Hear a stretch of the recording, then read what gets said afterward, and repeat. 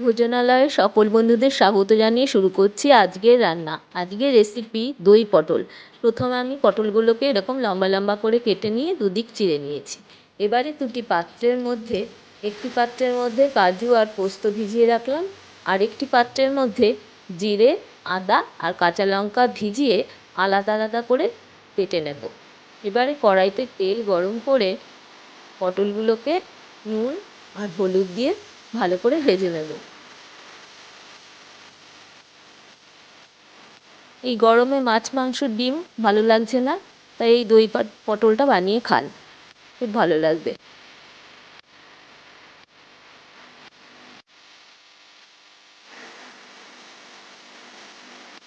এক পিঠ হয়ে গেলে আর এক পিঠ উল্টে দিয়ে ভালো করে ভেজে নেব।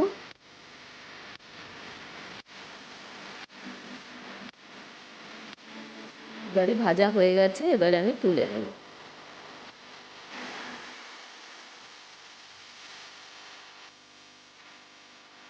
এবারে এই তেলের মধ্যেই জিরে, আদা আর কাঁচা লঙ্কা বাটার পেস্টটা আগে দিয়ে দিলাম, দিয়ে ভালো করে কষে নেব। তারপর একটু হলুদ গুঁড়ো দিলাম, একটু চিনি দেবো যেহেতু নিরামিষ রান্না, একটু কাশ্মীরি লঙ্কার গুঁড়ো দিলাম, দিয়ে ভালো করে কষে নেব। ভালো করে কষা হয়ে গেলে এর মধ্যে আমি কাজু আর পোস্ত বাটাটা দিয়ে দেব, দিয়ে আরও একটু কষে নেব।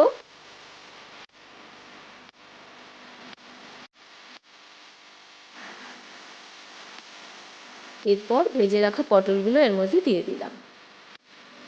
পটল আর আলাদা করে সেদ্ধ করতে হবে না, কারণ ভেজে রাখা আছে, এতেই সেদ্ধ হয়ে যাবে কষতে কষতে।